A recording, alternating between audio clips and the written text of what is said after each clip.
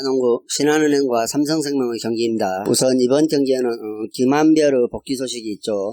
김한별이 인대 손상으로 인해 휴식을 취했던 김한별이 팀 훈련을 소화하면서 복귀 준비를 하고 있다는 소식입니다. 그리고 또 하나, 요즘 우리나라 프로스포츠가 학폭 파문으로 시끌시끌하죠. 오늘은 학폭 사실이 알려지는 프로 선수는 모든 프로 경기에서 배제시키겠다는 소식도 나오고 있습니다. 따라서 매 경기 늦게까지 상황을 지켜보면서 어떠한 이슈가 터질지 모르기 때문에 늦게까지 상황을 지켜보면서 배팅하는 게 좋은 방식이라는 생각입니다. 창밖에 블리자드라고 하죠. 눈 폭풍이 몰아치면서 거의 시계도 사라진 상태입니다. 이 상황이 지나고 나면 곧 따뜻한 봄이 오겠죠. 프로 스포츠계도 그러하리라 생각합니다. 이 두 팀 봄농구를 기다리고 있죠. 홈팀 신한은행은 우리은행에게 66대 74로 패하면서 4연승이 중단됐습니다. 우리은행을 상대로 김단비의 출전 시간을 대폭 줄이면서 12명의 선수를 고루 활용하며 포스트 플레이오프에 대비하는 수순을 밟았습니다. 그리고 단기전의 특성을 고려해서 그동안 자주 사용하지 않았던 다양한 옵션들을 시도해보면서 경기를 풀어나갔지만 결국에는 패배했었죠. 양팀 다 시계가 플레이오프에 맞춰져 있을 것이라고 생각합니다. 그리고 삼성생명 또한 직전 하나원큐에게 67대 84로 크게 패하면서 4연패의 흐름 속에 있죠. 역시 김한별, 박하나의 결장 속에 동기부여도 없는 탓에 수비 집중력이 떨어지면서 패했던 경기였습니다. 따라서 이번 경기도 순위가 확정되면서 다양한 선수들을 기용하면서 경기력을 끌어올리는데 집중할 것이라는 생각입니다. 특히 부상자가 나와서는 안 되겠기에 부상 가능이 있는 선수들은 출전을 자제시키고 부상에서 복귀한 선수들은 실전 경기 감각을 끌어올리기 위해 출전 시간을 좀 더 가져갈 것이라는 생각입니다. 그렇게 한다면 신한은행보다는 삼성생명 측에서 주전 선수들의 출전 시간을 늘려 경기에 임할 것이라는 생각입니다. 그렇다면 오늘 경기는 신한은행보다는 삼성생명 쪽에서 승리할 가능성이 높다는 생각입니다. 또 주축 선수들의 휴식 구간을 책임지는 벤치 자원은 신한은행과 삼성생명을 비교해보면 오히려 삼성생명 쪽이 더 낫다는 생각입니다. 따라서 오늘은 플레이오프를 치르기 위한 기량을 점검해보는 차원의 경기가 진행될 것이라는 생각으로 삼성생명의 승을 추천드리겠습니다. 남자 배구 우리카드와 KB손해보험 경기입니다. 오늘 경기에서 KB손해보험 외국인 선수 케이타 복귀가 유력하죠. 하지만 케이타가 복귀를 한다 해도 100% 컨디션을 내기는 어려울 것이라는 생각입니다. 홈팀 우리카드는 최근 2연승의 흐름 속에 있죠. 직전 OK금융을 상대로 3대1로 승리를 기록했으며 이전 홈에서 삼성화재에게 3대0 셧아웃 승리를 기록했습니다. OK금융그룹전에서는 알렉스와 나경복 좌우 쌍포가 폭발했으며 한성전까지 공격에 가담하면서 이상적인 분배를 보여줬고 세터 싸움에서도 하승우 세터가 안정감을 보여줬던 경기였습니다. 그리고 중앙에서도 점점 기량이 올라오고 있는 하현용과 최석기가 득점을 올려주면서 좋은 활약을 펼쳤다는 점 또한 매우 고무적이라 할 수 있겠습니다. 자, 이에 맞서는 KB손해보험은 직전 삼성화재에게 3대0 셧아웃 승리를 기록했습니다. 이 경기는 양팀 다 외국인 선수가 없이 치러진 경기였죠. 특히 삼성화재전에서는 김정호가 팀의 중심을 잡아주면서 정동근이 좋은 활약을 펼쳐줬고 황태기 세터의 정확성도 매우 눈에 띄는 경기였죠. 하지만 우리카드 나경복과 알렉스 벽이 상당히 높아 보인다는 생각입니다.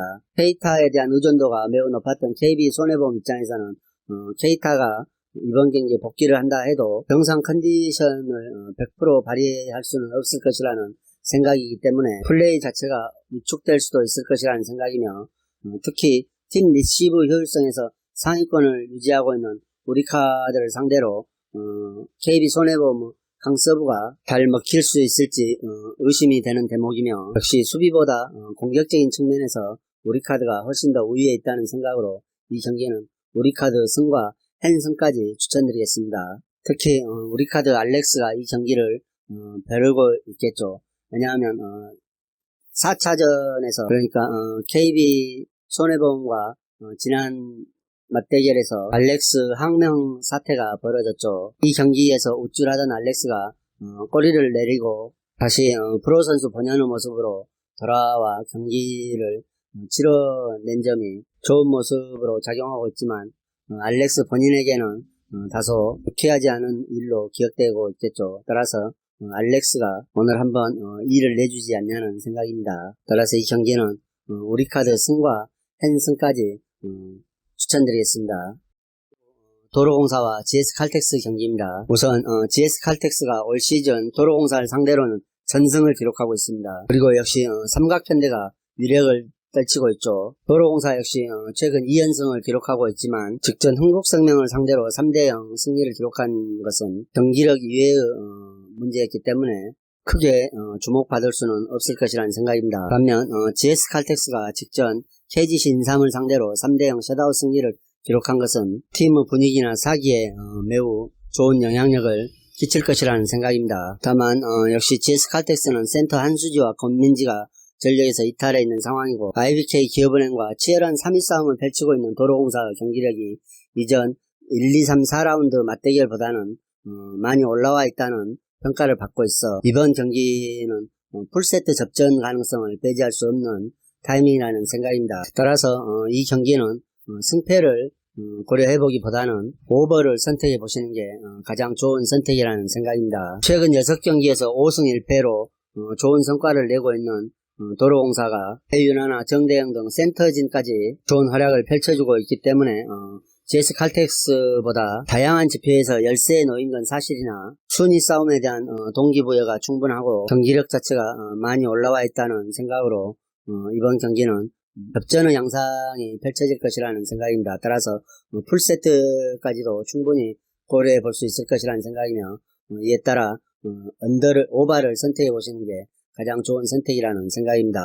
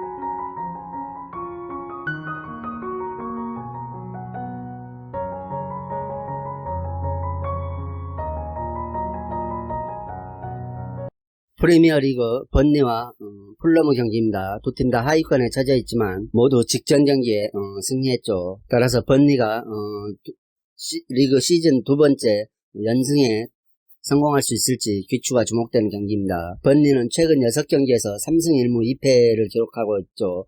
첼시와 맨시티에게 패한 것을 감안하면 매우 좋은 성적입니다. 그리고 직전 경기에서 크리스탈 팰리스를 0대3으로 제압했습니다. 최근 공식 4경기에서 단 1승도 없이 1무 3패로 저조한 흐름 속에 있었지만 크리스탈 팰리스를 3대0으로 이기면서 승리 이상의 기쁨을 누렸죠. 지난해 11월부터 천천히 반전의 흐름을 재현하고 있으며 순위는 여전히 낮지만 함부로 바라볼 수는 없는 팀입니다. 하지만 이번 경기에서는 갑작스럽게 수비 라인에 구멍이 생겼죠. 벌리의 경기 스타일이 일단 수비적으로 안정성을 바탕으로 버틴 후 공격 라인의 단순한 역습 패턴으로 상황을 마무리하는 전개 방식이었지만 이번에 오늘 경기에서 수비에 누수가 생기면서 다소 불안한 면모를 보일 수도 있을 것이라는 생각입니다. 이에 맞서는 풀럼도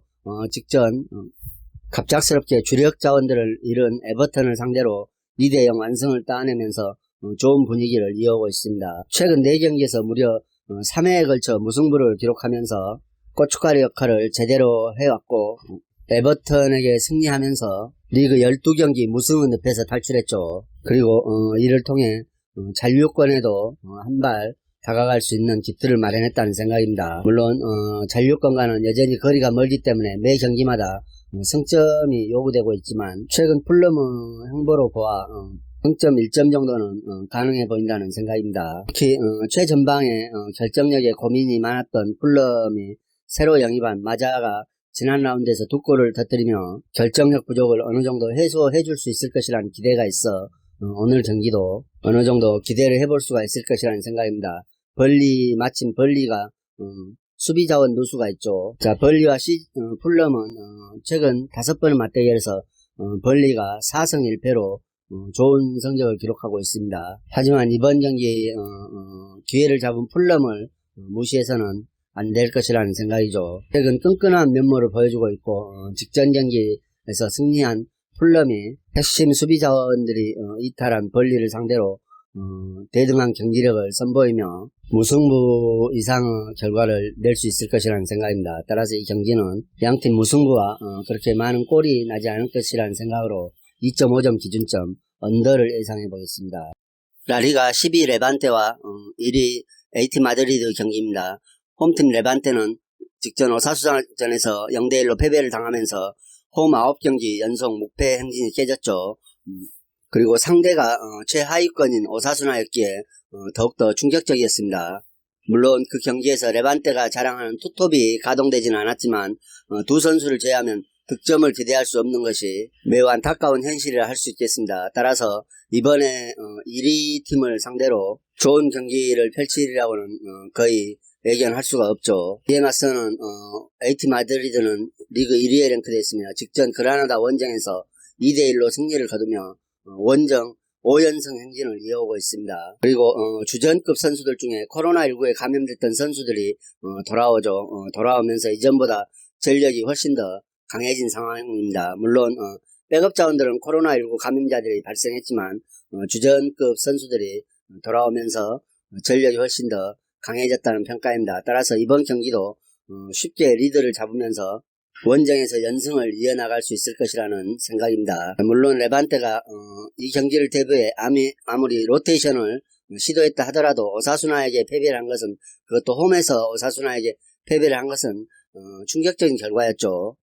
에이티 마드리드는 코로나19에 감염됐던 핵심 자원들이 대거 돌아오며 더욱더 강력한 전력을 갖추게 되었으므로 이 경기는 에이티 마드리드가 원정에서 충분히 승리할 수 있을 것이라는 생각입니다. 그리고 2.5점 기준점 오바도 좋아 보인다는 생각입니다. 세비야와 도르트문트 경기입니다. 세비야가 63년 만에 챔스 8강 진출을 노리고 있죠.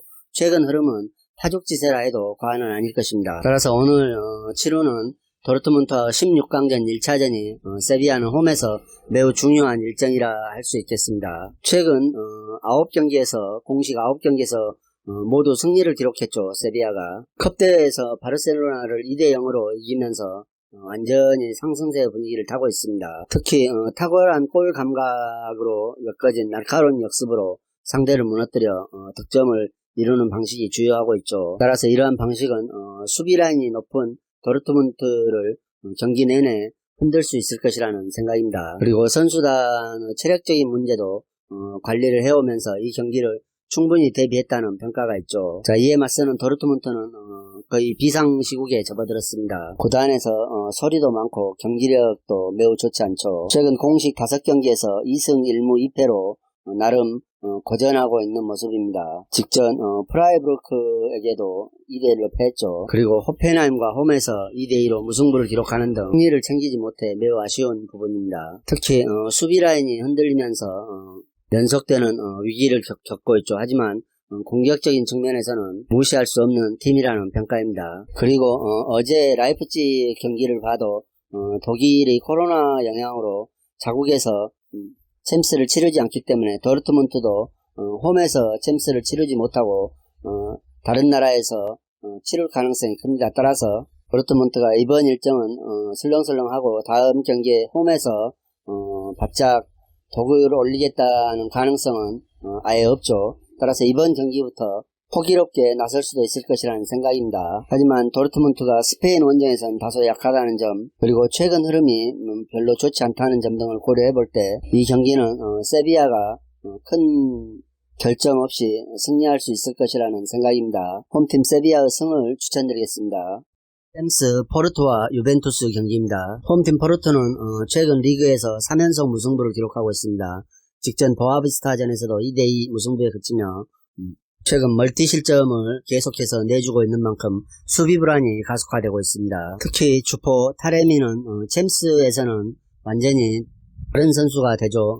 전혀 공격 포인트를 올리지 못하고 출전 시간도 극히 짧습니다. 그리고 미드필더 오타비오가 근육 부상을 당한 이후 포르투갈의 경기력이 많이 떨어진 점도 이번 경기에서 주목해봐야 될 부분인 것 같습니다. 기본적으로 체급 차이가 나고 유벤투스가 이번 시즌 유난히 챔스 원정에서 강한 모습을 보여주고 있죠. 특히 바르셀로나 원정에서 3대0 승리를 따는 것은 유벤투스 경기력의 반면을 보여주는 좋은 결과였습니다.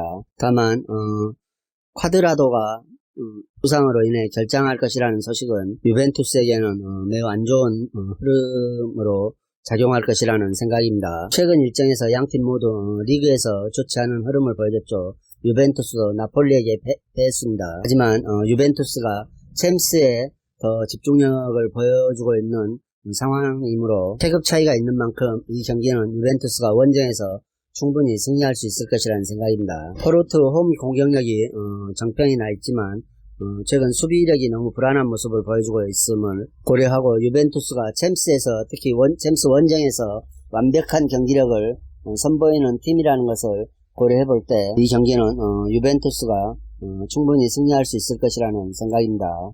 리그 9위 마르세유와 14위 OGC 니스 경기입니다. 자, 마르세유가 분위기가 좋지 않죠. 이전 보르도 원정에서 0대0 무승부를 기록했지만 2명의 퇴장자가 발생하며 출정 선수들이 줄었고 체력적인 문제로 또 드러날 수 있을 것이라는 생각입니다. 그리고 리그에서 7경기 연속 승이 없죠. 따라서 이런 복합적인 문제들로 인해 이번 경기마저도 최악의 흐름으로 이어질 것이라는 생각입니다. 그동안 양팀의 승부에서는 홈팀 쪽으로 무게가 많이 기울면서 홈팀이 거듭 우세를 점해오는 모습을 많이 보여줬죠. 하지만 최근 마르세유가 리그왕 내에서도 손꼽히는 수준의 부진을 겪고 있기 때문에 오늘 경기에서 니스 반격이 기대가 되고 있습니다. 마르세유가 강팀들과 일전을 제외하더라도 림스나 디종 같은 하위권 전력에 마저 승리를 못하고 있는 흐름이죠. 특히 수비적인 면에서는 어느 정도 좋은 흐름을 유지하고 있으나 공격진이 득점을 하지 못하고 정체되어 있는 부분이 매우 불안감을 주고 있습니다.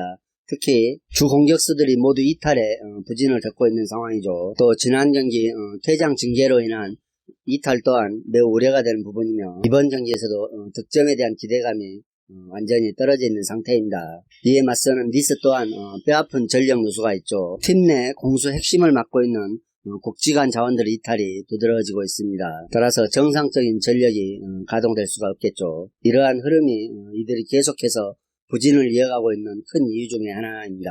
그나마 다행인 점은 니스가 원정 성적이 홈보다 강세의 추세를 기록하고 있다는 점입니다. 특히 수비적인 측면에서 원정에서 좀 더 나은 효율을 보여주고 있어 최악의 흐름을 보이고 있는 마르세유를 제압할 가능성도 충분하다는 생각입니다. 최근 마르세유가 득점 없이 실점을 내주는 경기들이 반복되고 있지만 직전 경기에선 2명이 퇴장을 당한 가운데서도 실점 없이 무승부를 기록했죠. 니스는 최근 득점력은 회복했지만 여전히 실점에 대한 불안감이 상당한 상황이고 게다가 또 마르세유를 상대로 좋은 경기를 펼치지 못했기 때문에 공포증이 있죠. 따라서 이번 경기 또한 양팀 모두 절전을 치르는 가운데 무승부가 날 공산이 크다는 생각입니다. 그리고 역시 득점력 가뭄에 시달리고 있기 때문에 2.5점 기준점 언더가 좋아 보인다는 생각입니다. 경기가 무승부로 흘러간다면 핸디는 당연히 니스가 가져오겠죠. 따라서 이 경기는